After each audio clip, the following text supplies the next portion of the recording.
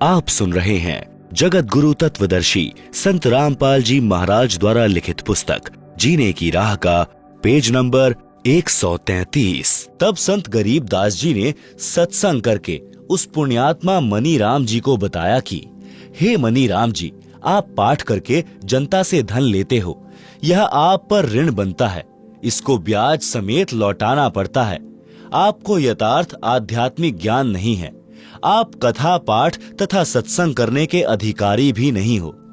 आपने लोगों को आकर्षित करने के लिए गले में कंठी यानी एक तुलसी के मनके को डोरे में डालकर गले में डालते हैं, जो वैष्णव पंथ की पहचान होती है, डाल रखी है। एक माला 108 रुद्राक्ष के मनकों की डाल रखी है, जो मंत्र जाप के लिए होती हैं, जिसे संत जन सुमरनी कहते हैं। मस्तिष्क में तिलक लगा कर रखा है, पीले वस्त्र धारण कर रखे हैं। संत गरीबदास जी ने वाणी द्वारा समझाया कि कंठी माला सुमरनी पहरे से क्या होए, ऊपर ढूंढा साध का अंतर राखा खोए। भावार्थ, हे मनी राम जी, ऊपर के दिखावे से तो आप साधु लगते हो, यानी बाहरी आडंबर का तो डूंडा ठा रखा है। आपकी वेशभूषा को देखकर तो भक्त समाज कटकर मर जाए, परंतु अंदर गुण साधु के बिल्कुल नहीं। लालच के कारण अंतःकरण मलिन बना रखा है, साधुता खो रखी है, यानी संत भाव नहीं है। इसलिए कंठी माला सुमरनी को गले में डालने से साधु नहीं बनता। आत्म कल्याण के लिए पूर्ण संत से दीक्षा लेकर आजीवन मर्यादा में रहकर भक्ति करने से कल्याण होता है। आप पाठ करने के अधिकारी नहीं हो। अधिकारी बिना पाठ करना यजमान के साथ धोखा है। आपके पूर्वज ऋषि जन वास्तव में पंडित थे, विद्वान पुरुष थे, वे ऐसी गलती नहीं करते थे। संत गरीबदास जी ने उदाहरण द्वारा समझाया है कि राजा परीक्षित का उद्धार। जिस समय राजा परीक्षित को ऋषि के श्रापवश तक्षक सर्प ने डसना था, तो राजा परीक्षित जी के उद्धार के लिए श्रीमद् भागवत यानी सुधा सागर की 7 दिन की कथा करनी थी। पृथ्वी के सर्व ऋषियों तथा पंडितों से श्रीमद् भागवत की कथा परीक्षित को सुनाने का आग्रह किया गया। वे वास्तव में पंडित थे, वे परमात्मा के विधान को जानते थे। उनको यह भी पता था कि 7वें दिन परिणाम आएगा। विश्व के बुद्धिजीव व्यक्तियों की दृष्टि 7वें दिन परीक्षित का क्या होगा, इस पर टिकी थी। पृथ्वी के सर्व पंडितों ने श्रीमद् भागवत की कथा सुनाने से मना कर दिया तथा कह दिया कि हम अधिकारी नहीं हैं, हम किसी के मानव जीवन के साथ खिलवाड़ करके पाप के भागी नहीं बनेंगे। जिस वेद व्यास जी ने श्रीमद् भागवत को लिखा था, उसने भी कथा सुनाने से इनकार कर दिया। सब ऋषियों ने बताया कि स्वर्ग से ऋषि सुखदेव जी को इस कार्य के लिए बुलाया जाए, वे कथा सुनाने के अधिकारी हैं। राजा परीक्षित के लिए स्वर्ग से सुखदेव ऋषि को बुलाया गया। कुछ समय नरक भोग कर युधिष्ठिर स्वर्ग में पुण्य फल भोग रहा है। उसने वंश के मोहवश होकर अर्जुन के पौत्र परीक्षित के उद्धार के लिए अपने कुछ पुण्यों को सुखदेव यानी शुकदेव ऋषि को दान दिया। उस पुण्यों की कीमत से श्री शुकदेव ऋषि जी विमान में बैठकर पृथ्वी पर परीक्षित राजा को श्रीमद् भागवत की कथा सुनाने आए। 7 दिन कथा सुनाकर परीक्षित का राज तथा परिवार से मोह समाप्त किया। तक्षक सर्प ने परीक्षित को कथा के दौरान ही डसा। उसी समय राजा की मृत्यु हो गई, परंतु कथा सुनने से परीक्षित का ध्यान संसार से हटकर स्वर्ग के सुख में लीन था। राजा के पद पर रहते हुए परीक्षित जी ने बड़े बड़े धर्म यज्ञ किए थे, जिस कारण से उनके पुण्यों का ढेर लगा था। वाणी में परमात्मा का विधान बताया है कि जहां आशा तहां बासा होई, मन कर्म वचन सुमरियो सोई। आप सुन रहे हैं जगत गुरु तत्वदर्शी संत रामपाल जी महाराज द्वारा लिखित पुस्तक जीने की राह का पेज नंबर 134। शब्दार्थ, गीता अध्याय 8 श्लोक 6 में भी यही प्रमाण है कि हे भारत, परमात्मा का विधान है कि जो अंत समय में जिसमें भाव यानी आस्था रखकर स्मरण करता है, वह उसी को प्राप्त होता है। इसी विधानानुसार राजा परीक्षित का जीव स्थूल शरीर त्याग कर यानी जो सर्प विष से मर गया था, सूक्ष्म शरीर युक्त शुकदेव ऋषि के साथ विमान में बैठकर स्वर्ग में चला गया। संत गरीबदास जी, गांव छुड़ानी, जिला झज्जर ने मणिराम जी को बताया कि शुकदेव ऋषि के द्वारा सुनाई कथा से राजा परीक्षित का मन संसार से हटकर स्वर्ग की प्राप्ति के लिए प्रेरित हो गया था, जिस कारण से मृत्यु के उपरांत उस जन्म में राज के दौरान किए गए पुण्यों के फलस्वरूप स्वर्ग चला गया। जन्म मरण का चक्र अभी शेष है। काल ब्रह्म के लोक में स्वर्ग महास्वर्ग यानी ब्रह्मलोक प्राप्ति को ही उद्धार हुआ मानते हैं, जो संपूर्ण आध्यात्मिक ज्ञान के टोटे का परिणाम है। काल ब्रह्म के लोक वाला उद्धार भी पृथ्वी के किसी ऋषि पंडित के स्तर का नहीं है, क्योंकि इनका पाठ व कथा यानी सत्संग करने में मान बढ़ाई उद्देश्य रहता है। एक दूसरे ऋषि के प्रति प्रसिद्धि की चाह में ईर्ष्या रोग भी लगा रहता है। शुकदेव जी एक संत जनक जी के शिष्य थे। राजा जनक को पूर्ण परमात्मा कबीर जी मिले थे। उनको सोहम नाम जाप दिया था। राजा जनक के प्रमुख तथा प्रिय शिष्य शुकदेव जी थे। जनक जी ने यह मंत्र केवल शुकदेव को दिया था, जिस कारण से शुकदेव का स्वर्ग समय अधिक है। राजा जनक के साथ काल ने धोखा किया था। उन्होंने अपने आधे पुण्य 12 करोड़ नरक भोग रहे जीवों को दान कर दिए थे, जिस कारण से उनका स्वर्ग समय कम रह गया था और वे सन 1469 में पंजाब प्रांत में यानी भारत देश में श्री कालू राम मेहता खत्रिय रोड़ा के घर श्री नानक नाम से जन्मे थे। वर्तमान में पाकिस्तान देश में हैं। शुकदेव जी को पृथ्वी पर किसी से कोई द्वेष तथा ईर्ष्या या मान बढ़ाई की चाह नहीं थी। उनके द्वारा सुनाई गई कथा का प्रभाव परीक्षित के मन पर पड़ा, जिस कारण से उनका स्वर्गवास हुआ। यदि अन्य ऋषि कथा करता तो राजा का मन राज व परिवार में रह जाता। उनका पुनः जन्म पृथ्वी पर होता, पुण्यों को राजा बनकर नष्ट करता। आप सुन रहे हैं जगत गुरु तत्वदर्शी संत रामपाल जी महाराज द्वारा लिखित पुस्तक जीने की राह का पेज नंबर 135। संत गरीबदास जी ने बताया कि हे मणिराम, जब तक जीव का जन्म मरण समाप्त नहीं होता तो उसको परम शांति नहीं होती। फिर राजा बनकर राज की हानि लाभ की आग में जलता है, निर्धन बनकर कष्ट उठाता है, फिर पशु पक्षी आदि आदि के शरीरों में कष्ट उठाता है। आप श्री विष्णु उर्फ श्री कृष्ण जी के भक्त हो। वैष्णव साधु श्री विष्णु जी को इष्ट रूप में मानते हैं। आप यह भी मानते हो कि श्री कृष्ण यानी श्री विष्णु जी ने श्रीमद् भगवत गीता का ज्ञान अर्जुन को सुनाया। गीता ज्ञान सुनाने वाला गीता अध्याय 18 श्लोक 62 में स्पष्ट करता है कि मेरे से अन्य कोई परम ईश्वर है। हे भारत, तू सर्वभाव से उस परमेश्वर की शरण में जा। उस परमेश्वर की कृपा से ही तू परम शांति को तथा सनातन परम धाम यानी सत्य लोक को प्राप्त होगा।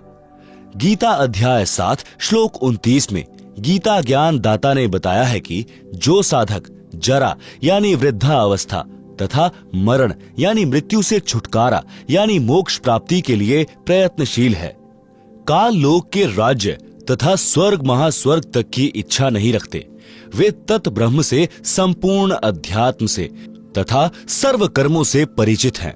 गीता अध्याय 8 श्लोक 1 में अर्जुन ने गीता ज्ञान देने वाले से प्रश्न किया कि जिस तत्व ब्रह्म के विषय में अध्याय 7 के श्लोक 29 में कहा है कि वह तत्व ब्रह्म क्या है, इसका उत्तर गीता ज्ञान दाता ने गीता अध्याय 8 के श्लोक 3 में दिया है। बताया है कि वह परम अक्षर ब्रह्म है।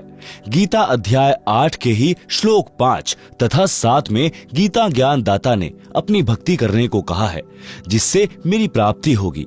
और गीता के अध्याय 8 के श्लोक 8, 9, 10 में उस अपने से अन्य परम अक्षर ब्रह्म की भक्ति करने को कहा है, जिससे उसकी प्राप्ति होती है।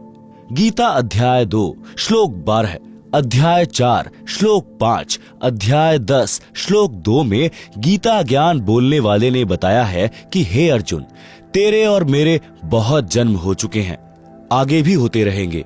गीता अध्याय 2 श्लोक 17 में जो अविनाशी परमात्मा कहा है तथा अध्याय 15 श्लोक 16-17 में 3 पुरुष यानी प्रभु बताए हैं। श्लोक 16 में शर पुरुष तथा अक्षर पुरुष का वर्णन है। दोनों नाशवान बताए हैं। फिर अध्याय 15 श्लोक 17 में अविनाशी परम अक्षर ब्रह्म की जानकारी बताई है। वह उत्तम पुरुष यानी सर्वश्रेष्ठ परमात्मा कहा है। वही तीनों लोकों का पालन पोषण करता है, वास्तव में अविनाशी है। गीता अध्याय 15 श्लोक 4 में गीता ज्ञान देने वाले ने स्पष्ट किया है कि तत्वदर्शी संत मिलने के पश्चात परमेश्वर के उस परम पद की खोज करनी चाहिए, जहां जाने के पश्चात फिर लौटकर साधक संसार में कभी नहीं आते। उस परमात्मा की ही भक्ति करनी चाहिए जिससे संसार रूपी वृक्ष की प्रवृत्ति विस्तार को प्राप्त हुई है, यानी जिस परमात्मा ने विश्व की रचना की है। गीता का उल्लेख समाप्त। संत गरीबदास जी ने मणिराम को बताया कि परम अक्षर ब्रह्म यानी तत् ब्रह्म की भक्ति मेरे यानी संत गरीबदास जी के पास है। यदि आप जी को पूर्ण मोक्ष करवाना है तो दीक्षा लो और कल्याण करवा लो। मणिराम जी को गीता के सर्व श्लोक कंठस्थ थे, तुरंत समझ गए और दीक्षा लेकर पाखंड त्याग कर कल्याण करवाया। आप सुन रहे हैं जगत गुरु तत्वदर्शी संत रामपाल जी महाराज द्वारा लिखित पुस्तक जीने की राह का पेज नंबर 136। पंडित की परिभाषा। पंडित कहते हैं विद्वान को। मेरे पूज्य गुरुजी ब्राह्मण जाति में गांव बड़ा पैंतावास, तहसील चरखी, दादरी, जिला भिवानी, हरियाणा में जन्मे थे। वे अपने आप को कभी पंडित नहीं कहते थे। मेरे दादा गुरुजी यानी मेरे गुरुजी के गुरुजी गांव छावला, दिल्ली में नजफगढ़ के पास के जाट थे। वे छोटी आयु में ही संत गंगेश्वरानंद जी के सत्संग से प्रभावित होकर उनके साथ हरिद्वार चले गए थे। संत गंगेश्वरानंद जी ने उनको काशी विद्यापीठ में पढ़ने के लिए छोड़ा। वे तीक्ष्ण बुद्धि के धनी थे। 4 विषयों में आचार्य की डिग्री प्राप्त की, जिस कारण से जाट होते हुए भी पंडित चिदानंद जी के नाम से पुकारे जाते थे। गांव गोपालपुर, तहसील खरखोदा, जिला सोनीपत, प्रांत हरियाणा में उनका आश्रम है। उस बोर्ड पर लगा है पंडित चिदानंद जी। गरीबदासी आश्रम, गोपालपुर। उनका नाम चिदानंद जी था।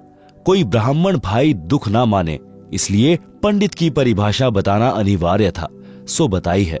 सुदामा जी पंडित थे। सुदामा जी ब्राह्मण कुल में जन्मे थे। निर्धनता चरम पर थी। कई बार बच्चे भी भूखे सो जाते थे। सुदामा जी की धर्मपत्नी को पता था कि द्वारिका के राजा श्री कृष्ण जी के साथ सुदामा जी की अच्छी मित्रता रही है। पत्नी ने बहुत बार कहा कि आप अपने राजा मित्र कृष्ण से कुछ धन मांग लाओ। सुदामा जी कहते थे कि पंडित का काम मांगना नहीं होता, परमात्मा के विधान को समझकर उसके अनुकूल जीवन यापन करना होता है। गरीबदास जी ने भी कहा है कि नट पेरना कांजर सांसी, मांगत है भटियारे, जिनकी भक्ति में लौ लागी, वो मोती देत उधारे। जो मांगे सो भड़ुआ कहिए, दर दर फिरे अज्ञानी, जोगी जोग संपूर्ण जाका, मांग न पीवे पानी। शब्दार्थ। नट, ये लोग जनता में कुछ खेल दिखाते थे, जैसे लंबे बांस को बिना पृथ्वी में गाड़े उसके ऊपर चढ़ना, जो अनोखा व कठिन कार्य होता था। उस खेल के समापन पर कटोरा लेकर तमाशा यानी खेल देखने के लिए उपस्थित भीड़ से रुपए पैसे मांगते थे। इसी प्रकार अन्य जाति के व्यक्ति कंजर, सांसी, भटियारे अपनी कला दिखाकर रुपए या कनक यानी गेहूं, बाजरा, चना मांगते थे। यदि योगी यानी साधक भी ऐसी सिद्धियों का प्रदर्शन करके रुपए व कणक इकट्ठे करता है तो उसकी सत्य साधना नहीं है। यदि सत्य साधक होता, शिष्यों को आशीर्वाद रूपी मोती देकर धनी बनाता है, जो साधक के भाग्य से अलग अपनी ओर से उधार रूप में होता है। यदि संत दर दर पर जाकर मांगता फिरता है तो वह ज्ञानी है, उसके पास शास्त्र अनुसार साधना नहीं, वह संत नहीं भड़वा है। भड़वा का अर्थ यहाँ पर बेशर्म है। जोगी यानी साधक की भक्ति संपूर्ण उसकी मानी जाती है जो किसी से कुछ नहीं मांगे। उसके उदाहरण में कहा है कि वह साधक और वस्तु तो छोड़ो, पानी भी मांग कर नहीं पीता। परंतु पत्नी के बार बार आग्रह करने पर विप्र सुदामा जी अपने मित्र श्री कृष्ण जी के पास चले गए। श्री कृष्ण जी ने उनका विशेष सत्कार किया। मुट्ठी भर चावल साथ लेकर गए थे, जो श्री कृष्ण जी ने चाव के साथ खाए, चरण तक धोए और कुशल मंगल पूछा तो पंडित सुदामा जी ने कहा कि हे भगवान, मुझे किसी वस्तु की आवश्यकता नहीं है, आपकी कृपा से ठीक निर्वाह हो रहा है। एक सप्ताह श्री कृष्ण जी के पास रुककर सुदामा जी घर को चल पड़े। एक बार भी नहीं कहा कि कुछ धन दे दो। वे जानते थे कि परमेश्वर कबीर जी कहते हैं, बिन मांगे मोती मिले, मांगे मिले न भीख, मांगन से मरना भला, यह सतगुरु की सीख। आप सुन रहे हैं जगत गुरु तत्वदर्शी संत रामपाल जी महाराज द्वारा लिखित पुस्तक जीने की राह का पेज नंबर 137। शब्दार्थ। कबीर परमात्मा ने भी बताया है कि जो पूर्ण परमात्मा की सत्य साधना करता है उसे मांगना नहीं चाहिए। मांगने से परमात्मा रुष्ट हो जाता है, उसको भिक्षा भी नहीं मिलती। वह साधक परमात्मा पर विश्वास रखकर नहीं मांगेगा तो परमात्मा उसकी इच्छा पूरी करेगा, यानी मोती जैसी बहुमूल्य वस्तु भी दे देगा। पूर्ण सद्गुरु यही शिक्षा देता है कि मांगने से तो व्यक्ति जीवित ही मर जाता है, मांगने से तो मरना भला है। भावार्थ आत्महत्या से नहीं है, यहाँ अपनी इच्छाओं का दमन करके मृतक बनकर रहने से है। श्री कृष्ण जी राजा थे।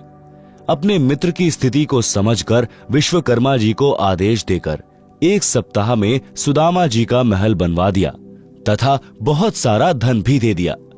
पंडित सुदामा जी अपने धर्म कर्म पर डटे रहे, जिस कारण से उनको लाभ हुआ। इसे पंडित कहते हैं। जो मांगे सो भड़ुआ कहलाता है। पंडित की यह परिभाषा है। प्रसंग चल रहा है। दीक्षा यानी नाम लेने के पश्चात भक्त की आस्था संसार तथा परमात्मा में कैसी होनी चाहिए, उस प्रसंग में पवित्र कबीर सागर ग्रंथ के अध्याय अनुराग सागर में परमेश्वर कबीर जी ने अपनी प्रिय आत्मा धर्मदास जी को इस प्रकार बताया है। आप सुन रहे हैं जगत गुरु तत्वदर्शी संत रामपाल जी महाराज द्वारा लिखित पुस्तक जीने की राह का पेज नंबर 138, अध्याय अनुराग सागर का सारांश। अनुराग सागर पृष्ठ 3 से 5 तक का सारांश। पृष्ठ 3 से धर्मदास जी ने परमेश्वर कबीर जी से प्रश्न किया। प्रश्न: प्रभु, दीक्षा प्राप्ति के पश्चात परमेश्वर में कैसी आस्था होनी चाहिए? उत्तर: परमेश्वर कबीर जी ने बताया है कि जैसे मृग यानी हिरण शब्द पर आसक्त होता है, वैसे साधक परमात्मा के प्रति लग्न लगावे। हिरण यानी मृग पकड़ने वाला एक यंत्र से विशेष शब्द करता है जो हिरण को अत्यंत पसंद होता है। जब वह शब्द बजाया जाता है तो हिरण उस ओर चल पड़ता है और शिकारी जो शब्द कर रहा होता है उसके सामने बैठकर मुख जमीन पर रखकर समर्पित हो जाता है, अपने जीवन को दांव पर लगा देता है। इसी प्रकार उपदेशी को परमात्मा के प्रति समर्पित होना चाहिए, अपना जीवन न्योछावर कर देना चाहिए। दूसरा उदाहरण: पतंग यानी पंख वाले कीड़े को प्रकाश बहुत प्रिय है। अपनी प्रिय वस्तु को प्राप्त करने के लिए वह दीपक, मोमबत्ती, बिजली की गर्म लाइट के ऊपर आसक्त होकर उसे प्राप्त करने के उद्देश्य से उसके ऊपर गिर जाता है और मृत्यु को प्राप्त हो जाता है। इसी प्रकार भक्त को परमात्मा प्राप्ति के लिए मर मिटना चाहिए।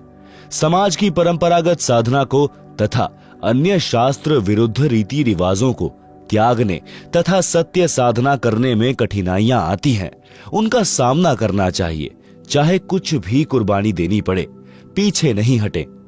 तीसरा उदाहरण: पुराने समय में पत्नी से पहले यदि पति की मृत्यु हो जाती थी तो पत्नी अपने पति से इतना प्रेम करती थी कि वह अपने मृत पति के साथ उसी चिता में जलकर मर जाती थी। उस समय घर तथा कुल के व्यक्ति समझाते थे कि तेरे छोटे छोटे बच्चे हैं, इनका आपके बिना कौन पालन करेगा। चाचे ताऊ किसी के बच्चों को नहीं पालते। जब तक माता पिता होते हैं तब तक कुल के व्यक्ति प्यार की औपचारिकता करते हैं। वास्तव में प्रेम तो अपनों में ही होता है। आप इन छोटे छोटे बच्चों की ओर देखो। बच्चे पिता के वियोग में रो रहे होते हैं, माता का पल्लू पकड़ रोकते हैं। उस स्त्री को उसके स्वर्ण के आभूषण भी दिखाए जाते हैं। देख इनका क्या होगा, कितने सुंदर तथा बहुमूल्य आभूषण हैं।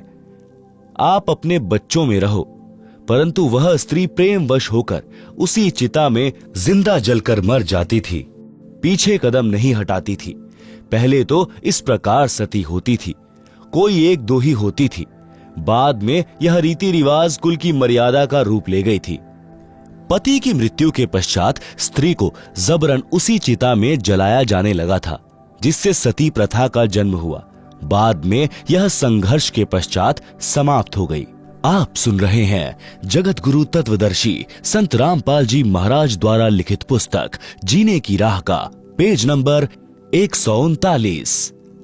इस कथा का सारांश है कि जैसे एक पत्नी अपने पति के वैराग्य में जिंदा जलकर मर जाती है, मुख से राम राम कहकर चिता में जल जाती है। जगत में जीवन दिन चार का, कोई सदा नहीं रहे, यह विचार पति संग चाली, कोई कुछ कहे। शब्दार्थ: बहुत पुराने समय में स्त्री अपने मृत पति के साथ जलकर मर जाती थी। उस समय उसकी आस्था अपने पति के अतिरिक्त किसी धन संपत्ति, बालकों या आभूषण में नहीं रहती थी। यह विचार करती थी कि संसार में आज नहीं तो कुछ दिन बाद मृत्यु होगी।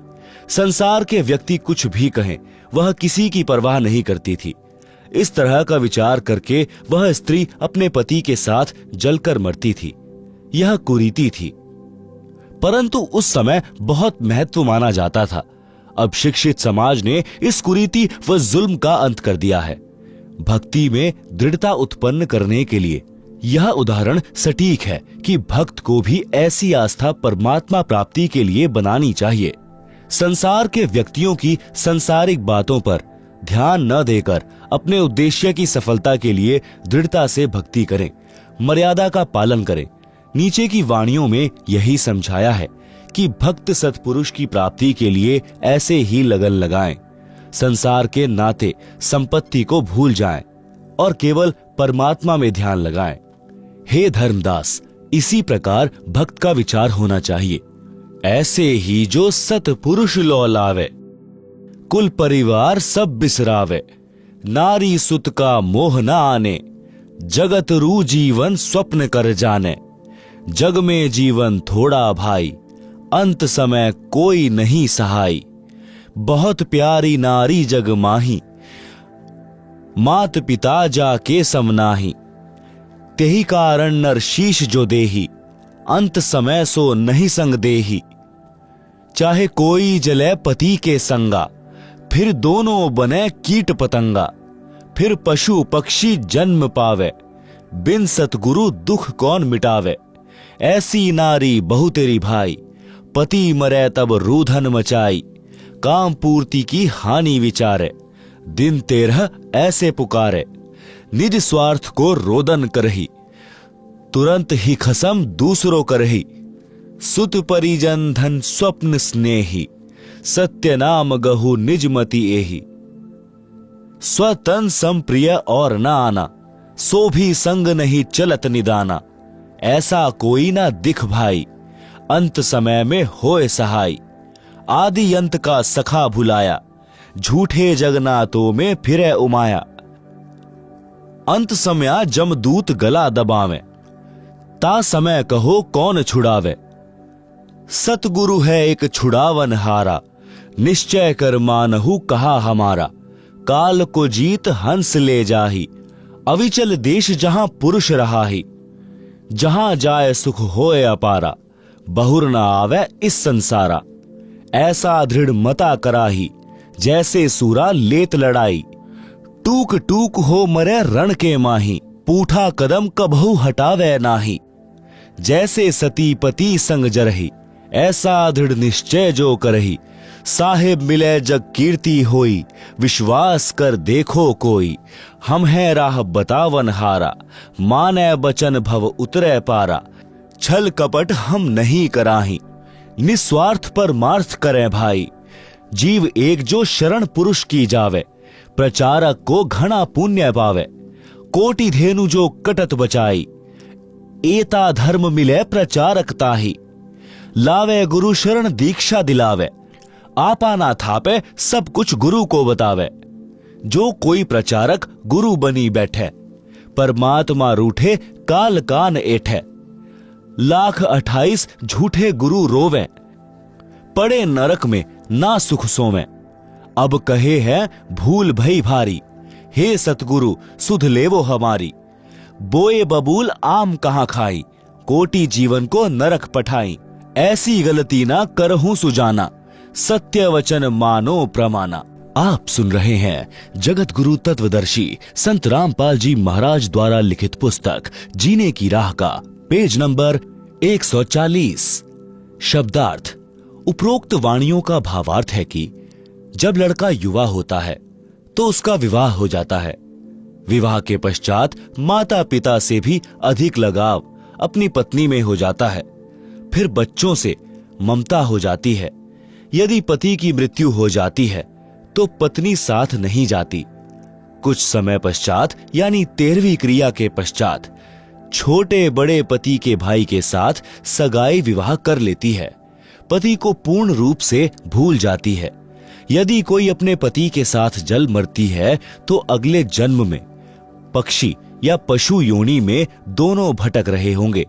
जिस पत्नी के लिए पुरुष अपनी गर्दन तक कटा लेता है, यदि कोई किसी की पत्नी को बुरी नजर से देखता है, मना करने पर भी नहीं मानता है, तो पति अपनी पत्नी के लिए लड़ मरता है। फिर वही पत्नी पति की मृत्यु के उपरांत अन्य पुरुष से मिल जाती है। यह भले ही समय की आवश्यकता है, परंतु भक्त के लिए ठोस शिक्षा है। इसी प्रकार किसी व्यक्ति की पत्नी की मृत्यु हो जाती है तो वह कुछ समय उपरांत दूसरी पत्नी ले आता है। पत्नी अपने पति के लिए अपना घर, भाई बहन, माता पिता त्याग कर चली आती है, परंतु पत्नी की मृत्यु के उपरांत स्वार्थ के कारण रोता है। परंतु जब अन्य व्यक्ति विवाह के लिए कहते हैं तो सब भूलकर तैयार हो जाता है। भावार्थ है कि सब स्वार्थ का नाता है। इसलिए सत्य भक्ति करके उस सत्य लोक में चलो जहां पर जरा यानी वृद्धावस्था तथा मरण यानी मृत्यु नहीं है। आगे चेतावनी दी है कि हे भक्त, अपने शरीर के समान इंसान को कुछ भी प्रिय नहीं होता। अपने शरीर की रक्षार्थ लाखों रुपए इलाज यानी ट्रीटमेंट में खर्च कर देता है, यह विचार करके कि यदि जीवन बचा तो मेहनत मजदूरी करके रुपए तो फिर बना लूंगा। यदि रुपए नहीं होते हैं तो संपत्ति को भी यही विचार करके बेच देता है और अपना शरीर बचाता है। परमेश्वर कबीर जी ने समझाया है कि हे धर्मदास, स्व तनु सम प्रिय और न आना, सो भी संग न चलत निदाना।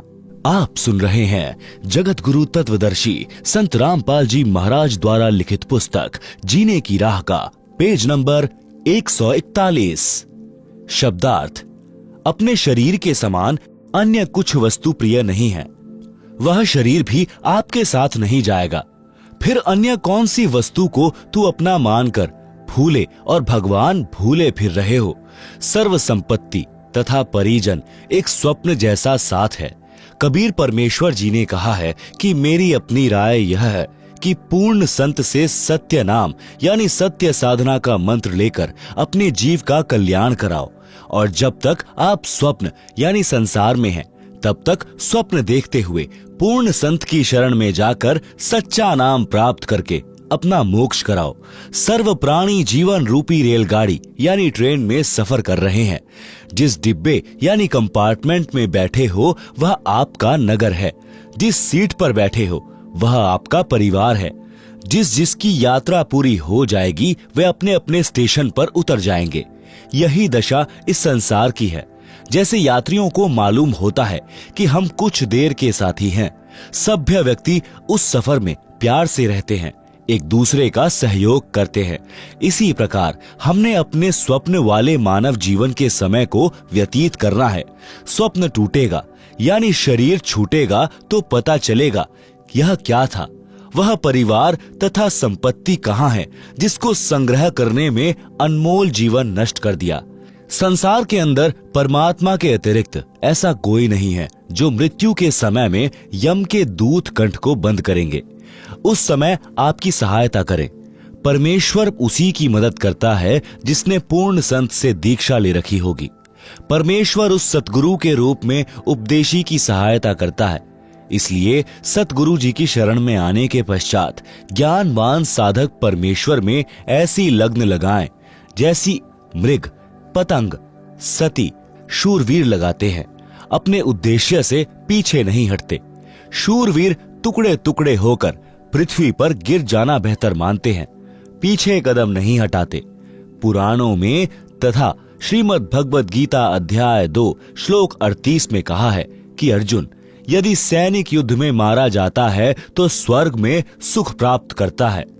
भक्त भक्ति मार्ग में संघर्ष करते हुए भक्ति करके शरीर त्याग जाता है तो सतलोक सुख सागर में सदा के लिए सुखी हो जाता है। जन्म मरण का संकट सदा के लिए समाप्त हो जाता है।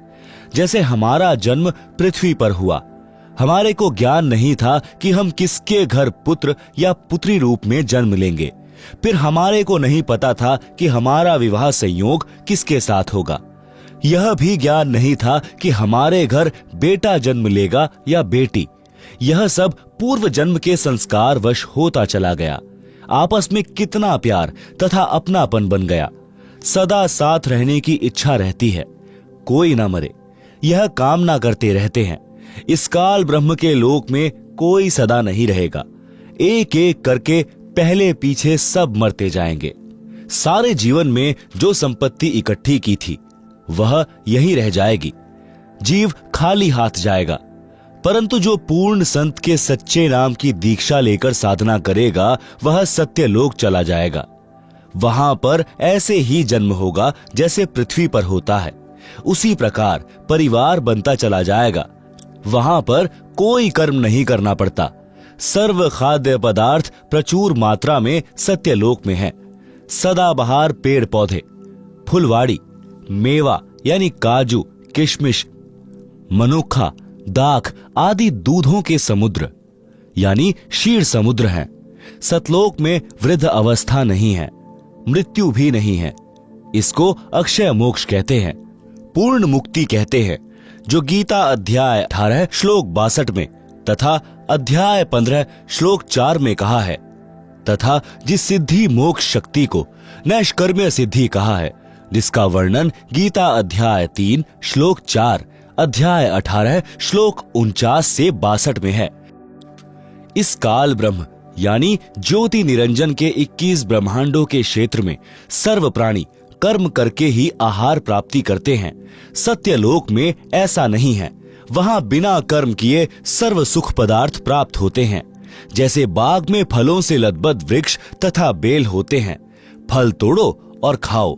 सर्व प्रकार का अनाज भी ऐसे ही उगा रहता है। सदा बहार हैं, जो इच्छा है बनाओ और खाओ। वहां पर खाना बनाना नहीं पड़ता। भोजनालय में रखो जो खाना चाहते हो, अपने आप तैयार हो जाता है। यह सब परमेश्वर की शक्ति से होता है। उस सतलोक यानी शाश्वत स्थान को प्राप्त करने के लिए आप जी को सती तथा शूरमा की तरह कुर्बान होना पड़ेगा। भावार्थ है कि अपने उद्देश्य यानी पूर्ण मोक्ष प्राप्ति के लक्ष्य को प्राप्त करने के लिए संसार के सर्व लोभ लाभ त्यागने पड़े तो विचारने की आवश्यकता नहीं है। तुरंत छोड़ो और अपने स्मरण ध्यान में मगन रहो। यदि सतगुरु की शरण ग्रहण नहीं की तो जिस समय अंत समय आएगा तब भक्तिहीन प्राणी के कंठ को यमदूत बंद करते हैं। उन यमदूतों से परिवार का कोई व्यक्ति नहीं छुड़वा सकता। केवल सतगुरु जी उस आपत्ति के समय सहायता करते हैं। इसलिए परमेश्वर कबीर जी ने कहा है कि अंत समय जमदूत गला दबावे, ता समय कहो कौन छुड़ावे। सतगुरु एक छुड़ावन हारा, निश्चय कर मानहु कहा हमारा। आप सुन रहे हैं जगत गुरु तत्वदर्शी संत रामपाल जी महाराज द्वारा लिखित पुस्तक जीने की राह का पेज नंबर 142। शब्दार्थ ऊपर कर दिया है। यदि कोई भक्त ज्ञान समझकर दीक्षित होकर अन्य भोले भूले जीवों को ज्ञान चर्चा करके सत्य ज्ञान प्रचार द्वारा सतगुरु शरण में लाकर दीक्षा दिलाता है तो उसको एक जीव को सत्य भक्ति मार्ग बताकर गुरु से दीक्षा दिलाने का इतना पुण्य होता है जितना 1 करोड़ गायों को काटने से कसाई से बचाने का मिलता है। एक मानव जीवन इतना बहुमूल्य तथा इतने पुण्यों से प्राप्त होता है। यदि कोई मूर्ख प्रचारक मान बड़ाई के वश होकर स्वयं दीक्षा देता है, स्वयं गुरु बन बैठता है, तो वह महाअपराधी होता है। उससे परमेश्वर रुष्ट हो जाता है तथा काल उसको कान पकड़कर घसीट कर ले जाता है, जैसे खटीक यानी कसाई बकरे बकरी को ले जाता है। कबीर सागर के अध्याय अंबु सागर पृष्ठ 48 पर प्रमाण है कि तब देखा दूतन कहम जाई, 84 तहां कुंड बनाई, कुंड कुंड बैठे यमदूता, देत जीवन कहम कष्ट बहुता, तहां जाए हम ठाड़ यानी खड़े रहावा, देखत जीव विनय बहुत लावा। झूठे कड़िहार यानी नकली सतगुरु की दशा।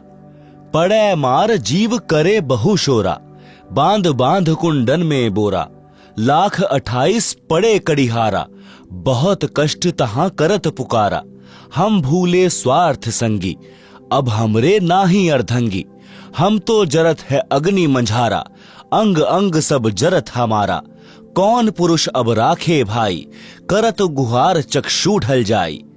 ज्ञानी यानी कबीर जी वचन। करुणा देख दया दिल आवा, अरे दूत त्रास भास दिखावा। यह वाणी बनावटी है, वास्तविक वाणी नीचे है। दुर्दशा देख दया दिल आवा, अरे दूत तुम जीवन भ्रमावा। जीव तो अचेत अज्ञाना, वाको काल जाल तुम बंधाना। 84 दूतन कहम बांधा, शब्द डोर 14 यम सांधा। तब हम सबहन कहम मारा, तुम हो जालिम बटपारा। हमरे भक्तन को तुम भ्रमावा, पल पल सुरती जीवन डिगावा। गही चोटी दूत घसियाए, यमरू दूत विनय तब लाए।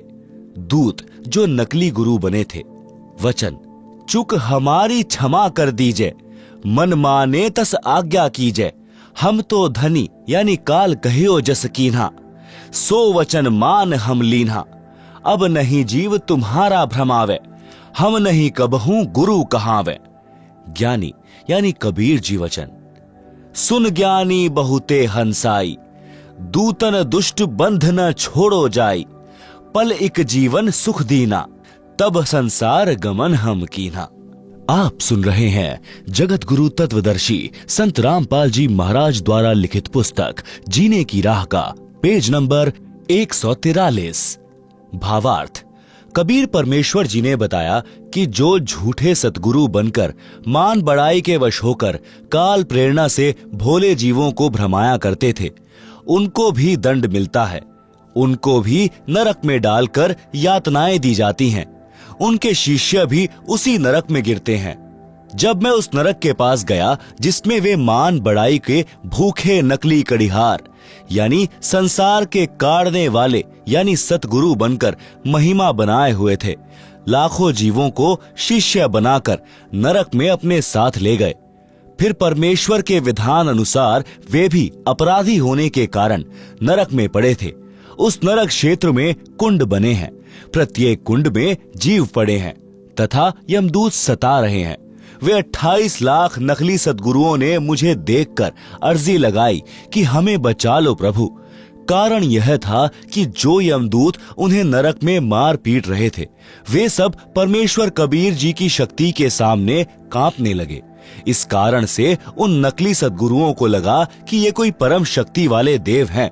परमेश्वर कबीर जी ने कहा कि तुमने भोले जीवों को भ्रमित किया, अपने आप को पूर्ण सतगुरु सिद्ध किया। तुम्हें पता भी था कि तुम्हारे पास नाम दीक्षा का अधिकार नहीं, तुम्हें पूर्ण मोक्ष का ज्ञान नहीं। अपने स्वार्थवश लाखों मनुष्यों के अनमोल जीवन का नाश कर दिया। वे काल जाल में फंसे रह गए।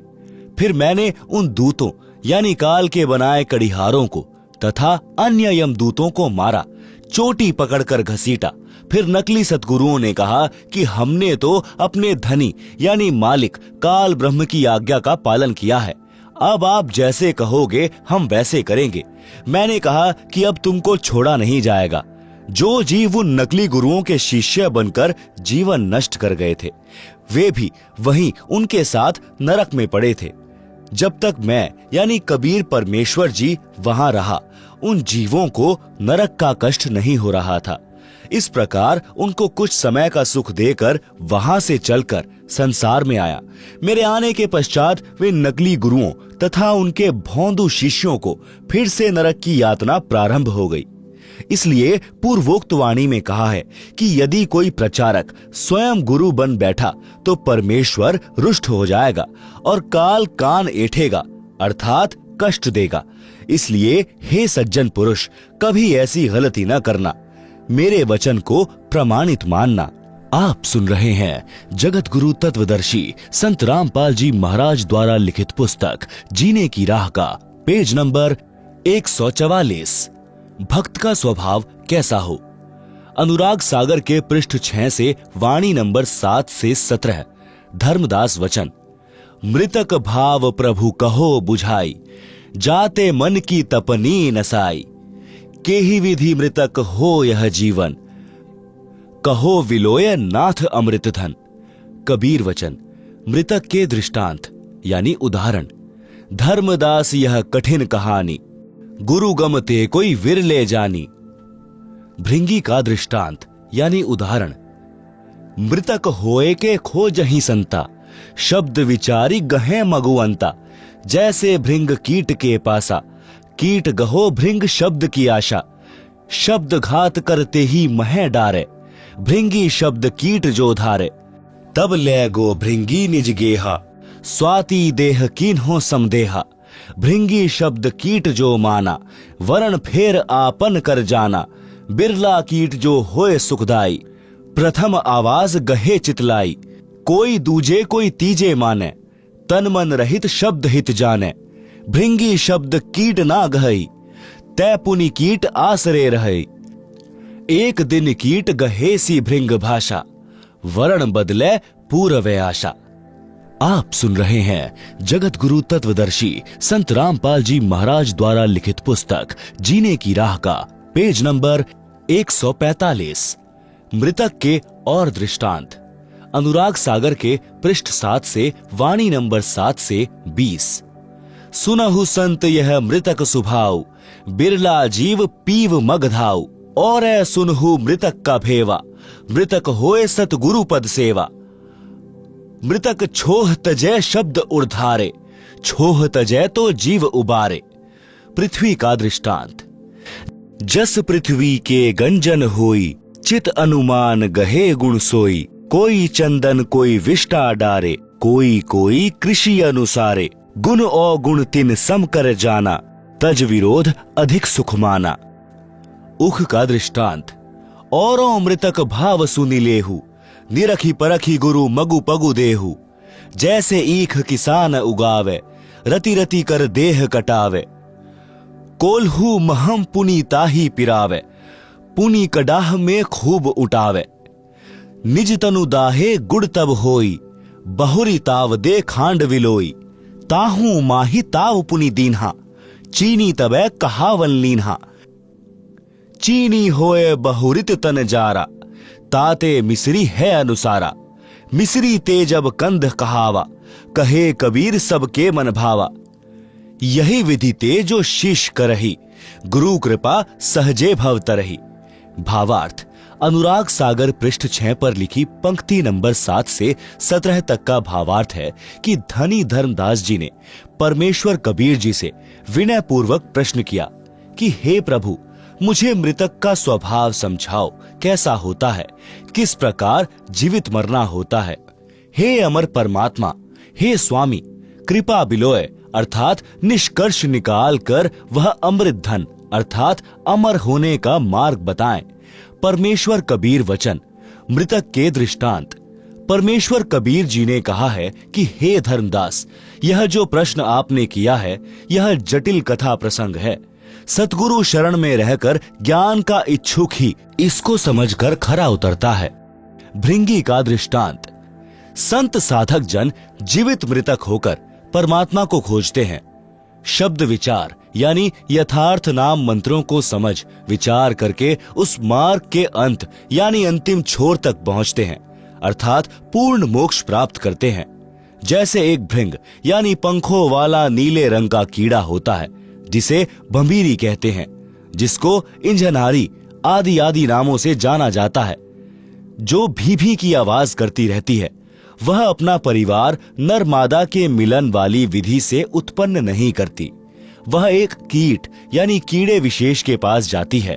उसके पास अपनी भी की आवाज करती है। जो कीड़ा उसकी आवाज से प्रभावित हो जाता है, उसको उठाकर पहले से तैयार किया मिट्टी के घर में ले जाती है। वह गोल आकार का 2 इंच परिधि का 1-2 मुख वाला गारा का बना होता है। फिर दूसरा तीसरा ले जाती है। फिर उनके ऊपर अपनी भी की आवाज करती रहती है। फिर औस के जल को अपने मुख से लाकर उन कीटों के मुख में डालती है। उस भंभीरी यानी भृंग की बार बार आवाज को सुनकर वह कीट उसी रंग का हो जाता है तथा उसकी तरह पंख निकल आते हैं।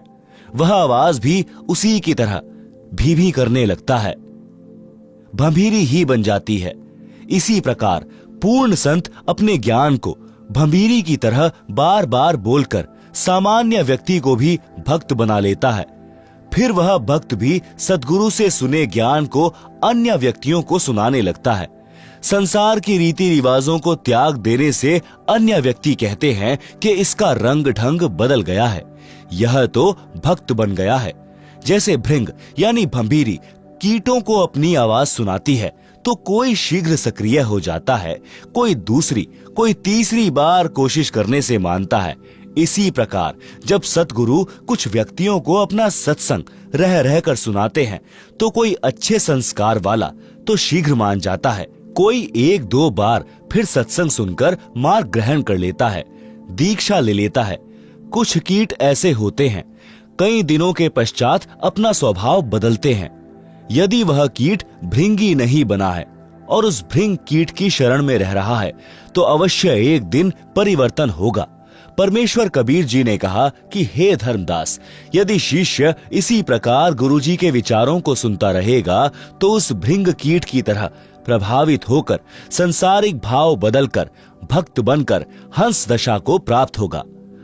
आप सुन रहे हैं जगत गुरु तत्वदर्शी संत रामपाल जी महाराज द्वारा लिखित पुस्तक जीने की राह का पेज नंबर 146, पृष्ठ 7 से पंक्ति 7 के 20 तक का भावार्थ। कबीर जी ने कहा कि हे संतों, सुनो ये मृतक का स्वभाव। इस प्रकार कोई बिरला जीव ही अनुसरण करता है। वह पीव यानी परमात्मा को प्राप्ति करने का मग यानी मार्ग प्राप्त करता है। उपरोक्त यानी भृंग वाले उदाहरण के अतिरिक्त और सुनो मृतक का भाव, जिससे मृतक यानी जीवित मृतक होकर सतगुरु के पद यानी पद्धति के अनुसार साधना करता है। पृथ्वी का उदाहरण, जैसे पृथ्वी में सहनशीलता होती है, इसी प्रकार पृथ्वी वाले गुण को जो ग्रहण करेगा वह जीवित मृतक है और वही सफल होता है। पृथ्वी के ऊपर कोई बिष्टा यानी टट्टी करता है, डालता है, कोई खेती करता है तो चीर फाड़ करता है, कोई धरती पूजन करता है। पृथ्वी गुण अवगुण नहीं देखती, जिसकी जैसी भावना है वह वैसा ही करता है। यह विचार करके धरती विरोध न करके सुखी रहती है। भावार्थ है कि जैसे जमीन सहनशील है वैसे ही भक्त संत का स्वभाव होना चाहिए। चाहे कोई गलत कहे कि यह क्या कर रहे हो यानी अपमान करे, चाहे कोई सम्मान करे, अपने उद्देश्य पर दृढ़ रहकर भक्त सफलता प्राप्त करता है। आप सुन रहे हैं जगत गुरु तत्वदर्शी संत रामपाल जी महाराज द्वारा लिखित पुस्तक जीने की राह का पेज नंबर 147।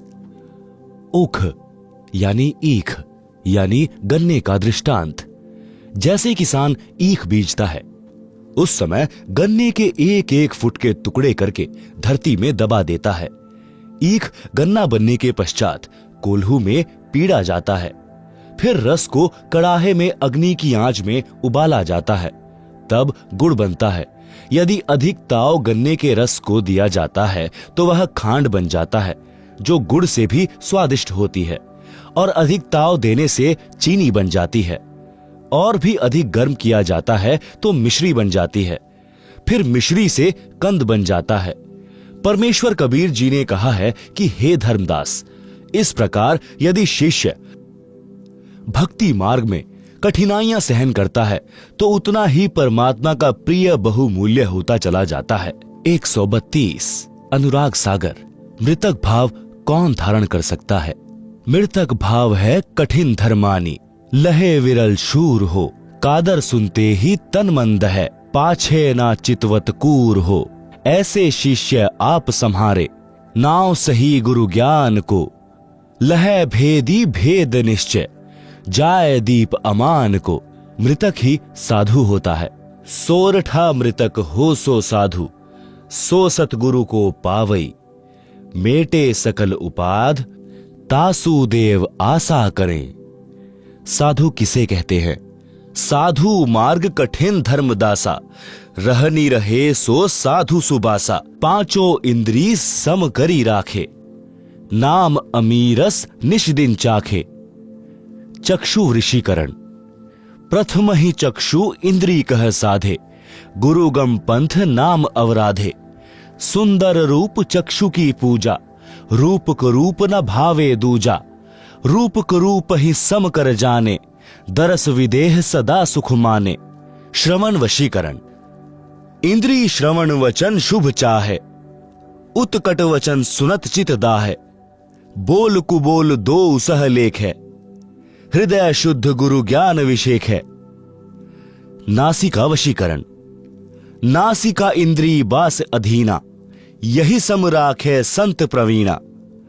जिह्वा वशीकरण, जिह्वा इंद्री चाहे स्वादा, खट्टा मीठा मधुर सवादा। सहज भाव में जो कुछ आवे, रूखा फीका नहीं विलगावे। जो कोई पंचामृत ले आवे, ताही देख नहीं हरप चढ़ावे। तजे न रूखा साग अलूना, अधिक प्रेम सो पावे दूना। 133 अनुराग सागर। शिरण वशीकरण, इंद्रिय दुष्ट महाअपराधी, कुटिल काम होई विरले साधी। कामिनी रूप काल की खानी, तजहु तासु संग हो गुरु ज्ञानी। काम वशीकरण, जब ही काम उमंग तन आवे, ताही समय जो आप जुगावे। शब्द विदेह सुरत ले राखे, गहिमन मौन नाम रस चाखे। जब निहितत्व में जाए समाई, तब ही काम रहे मुरझाई।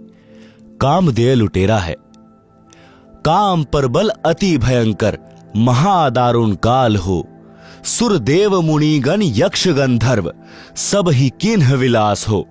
सब ही लूटे विरल छूटे, गुण निज दृढ़ गहे। गुरु ज्ञान दीप समीप सतगुरु, भेद मार्ग तिल लहे। काम लुटेरे से बचने का उपाय। सोरठा दीपक ज्ञान प्रकाश, भवन उजेरा करी रहो। सतगुरु शब्द विलास, भाज चोर अंजोरा जब। अनल पक्षी का दृष्टांत, गुरु कृपा सो साधु कहावे। अनल पक्ष है लोक सिधावे, धर्मदास यह परखो बानी। अनल पक्ष गम कहो बखानी, अनल पक्ष जो रहे आकाशा। निष्दिन रहे पवन की आशा, दृष्टि भाव तिन रति विधि ठानी। यह विधि गर्भ रहे तिहि जानी, अंड प्रकाश कीन्ह पुनि तहवा। निराधार आलम्ब ही जहवा, मारग माहि पुष्ट भो अंडा। मारग माहि त्रिरह नौ खंडा, मारग माहि चक्षु तिन पावा। मारग माहि पंख पर भावा, मही ढिग आवा सुधी बहिताही। इहां मोर आश्रम नहीं आही, सुरति संहार चले पुनि तहवा। मात पिता को आश्रम जहवा। अनुराग सागर के पृष्ठ 8 तथा 9 का सारांश है कि साधक वही है जो अपनी सर्व इंद्रियों को संयम में रखता है। जैसा मिल जाए उसी में संतोष करे। रूप को देखकर उस पर आकर्षित नहीं होवे, कुरूप को देखकर घृणा ना करे। दोनों को दिव्य ज्ञान की नजरों से देखे कि ऊपर का चाम गोरा काला है। दोनों को दिव्य ज्ञान की नजरों से देखें कि ऊपर का चाम गोरा काला है। शरीर में हाड़ मांस सब एक जैसा है। इस प्रकार विवेक से भक्ति करें। यदि कोई सम्मान करता है, प्यार से बोलता है, तो खुशी महसूस न करें। यदि कोई कुबोल यानी कुवचन कहता है, तो दुख ना माने। उनकी बुद्धि के स्तर को जानकर शांत रहें। यदि कोई अच्छा भोजन, खीर खांड, हलवा पूरी खिलाता है, तो उसी कारण उससे प्रभावित ना हो। उसको उसका कर्म का फल मिलेगा। यदि कोई रूखा सूखा भोजन खिलाए, तो उसको अधिक भाव से, प्रेम से खाना चाहिए। काम वासना को महत्व न दें। वही भक्त वास्तव में परमेश्वर प्राप्ति कर सकता है। यदि काम वासना परेशान करे तो उसको भक्ति नाम स्मरण में लगाकर आनंद प्राप्त करें। उसी समय काम वासना मुरझा जाती है। काम वासना का नाश करने का तरीका। परमेश्वर कबीर जी कहते हैं, पर नारी को देखिए बहन बेटी का भाव, कह कबीर काम नाश का यही सहज उपाय। आप सुन रहे हैं जगत गुरु तत्वदर्शी संत रामपाल जी महाराज द्वारा लिखित पुस्तक जीने की राह का पेज नंबर 148, मोक्ष प्राप्ति का अन्य भाव। अनल यानी अलल, पक्षी जैसा भाव। जैसे एक अनल पक्षी यानी अलल पंख आकाश में रहता है, यह पक्षी अब लुप्त हो चुका है। इसके 4 पैर होते थे, आगे वाले छोटे और पीछे वाले बड़े। इसका आकार बहुत बड़ा होता था, लंबे लंबे पंख होते थे। पूरा पक्षी यानी युवा पक्षी 4 हाथियों को एक साथ उठाकर आकाश में अपने परिवार के पास ले जाता था। अनल पक्षी यानी अलल पक्षी ऊपर वायु में रहता था। वहीं से मादा अनल अंडे उत्पन्न कर देती थी। वह अंडे उस स्थान पर छोड़ती थी जहां केले का वन होता था। केले एक दूसरे में फंसकर गहरा वन बना लेते थे। हाथियों का झुंड यानी समूह यानी सैकड़ों हाथी भी केले के वन में रहते थे, क्योंकि हाथी केले के पेड़ खा जाता है तथा केले के पेड़ों पर ही लेट जाता है, मस्ती करता रहता है। अलल पक्षी का अंडा वायुमंडल से गुजरकर नीचे पृथ्वी तक आने में हवा के घर्षण से पककर बच्चा तैयार हो जाता था। वह अंडा केले के पेड़ों के ऊपर गिरता था। केले के पेड़ों की सघनता के कारण वह अंडा क्षतिग्रस्त नहीं होता था। केवल इतनी गति से केले के पेड़ों को तोड़कर पृथ्वी पर गिरता था कि अंडा फूट जाए। अंडे का आकार बहुत बड़ा होता था, उसका कवर भी सख्त मजबूत होता था। बच्चे के बचाव के लिए अंडे के कवर तथा बच्चे के बीच में गद्देदार पदार्थ होता था, जो पृथ्वी के ऊपर गिरते समय बच्चे को चोट लगने से बचाता था। अनल पक्षी का बच्चा पृथ्वी पर अन्य पक्षियों के बच्चों के साथ रहता था, उनसे मिलकर उड़ता था, परंतु उसकी अंतरात्मा यह मानती थी कि यह मेरा घर परिवार नहीं है, मेरा परिवार तो ऊपर है। मैंने ऊपर अपने परिवार में जाना है, यह मेरा संसार नहीं है। वह जब युवा हो जाता है तो हाथियों के झुंड पर झपट्टा मारता था। 4 हाथियों को चारों पंजों से उठाता था तथा एक हाथी को चोंच से पकड़कर उड़ जाता था, अपने परिवार के पास चला जाता था। साथ में उनके लिए आहार भी ले जाता था। कबीर परमेश्वर जी ने सटीक उदाहरण बताकर भक्त को मार्गदर्शन किया है कि आप इस संसार के स्थायी वासी नहीं हैं, आपको यह छोड़कर जाना है। आपका परिवार ऊपर सत्यलोक में है, आप इस पृथ्वी के ऊपर गिरे हो। तत्व ज्ञान प्राप्त भक्त के मन की दशा उस अनल यानी अलल पक्षी के बच्चे जैसी होनी चाहिए। जब तक सतलोक जाने का समय नहीं आता तो सांसारिक व्यक्तियों के साथ मिलकर शिष्टाचार से रहो। चलते समय इनमें कोई लगाव नहीं रहना चाहिए। अपनी नाम स्मरण की कमाई तथा पुण्य धर्म की कमाई साथ लेकर उड़ जाना है। अपने परिवार के पास अपने निज घर सतलोक में जाना है। आप सुन रहे हैं जगत गुरु तत्वदर्शी संत रामपाल जी महाराज द्वारा लिखित पुस्तक जीने की राह का पेज नंबर 149, अनुराग सागर के पृष्ठ 152 का सारांश। इस पृष्ठ पर परमेश्वर ने शरीर के अंदर का गुप्त भेद बताया है। इस मानव शरीर में 72 नाड़ियां हैं। उनमें 3 ईड़ा, पिंगला, सुषुम्ना मुख्य हैं। फिर एक विशेष नाड़ी है ब्रह्मरंध्र। परमेश्वर कबीर जी ने बताया है कि धर्मदास मन ही ज्योति निरंजन है। इसने जीव को ऐसे नचा रखा है जैसे बाजीगर मरकट यानी बंदर को नचाता है। इस शरीर में 5 तत्व, 25 प्रकृति तथा 3 गुण काल के 3 एजेंट हैं, जीव को धोखे में रखते हैं। इस शरीर में काल निरंजन तथा जीव दोनों की मुख्य भूमिका है। काल निरंजन मन रूप में सब पाप करवाता है, पाप जीव के सिर पर रख देता है। अनुराग सागर के पृष्ठ 153 का सारांश। काल ने ऐसा धोखा कर रखा है कि जीव परमेश्वर को भूल गया है। मन कैसे पाप पुण्य करवाता है? मन ही काल कराल है। यह जीव को नचाता है। सुंदर स्त्री को देखकर उससे भोग विलास करने की उमंग मन में उठाता है। स्त्री भोग कर आनंद मन यानी काल निरंजन ने लिया, पाप जीव के सिर रख दिया। वर्तमान में सरकार ने सख्त कानून बना रखा है, यदि कोई पुरुष किसी स्त्री से बलात्कार करता है तो उसको 10 वर्ष की सजा होती है। यदि नाबालिग से बलात्कार करता है तो आजीवन कारागार की सजा होती है। आनंद तो 2 मिनट का मन की प्रेरणा से तथा दुख पहाड़ के समान, इसलिए पहले ही मन को ज्ञान की लगाम से रोकना हितकारी है। अनुराग सागर के पृष्ठ 154 का सारांश। पराये धन को देखकर मन उसे हड़पने की प्रेरणा करता है। चोरी कर जीव को दंड दिलाता है, पर निंदा, पर धन हड़पना यह पाप है। काल इसी तरह जीव को कर्मों के बंधन में फंसाकर रखता है। संत से विरोध तथा गुरुद्रोह यह मन रूप से काल ही करवाता है, जो घोर अपराध है।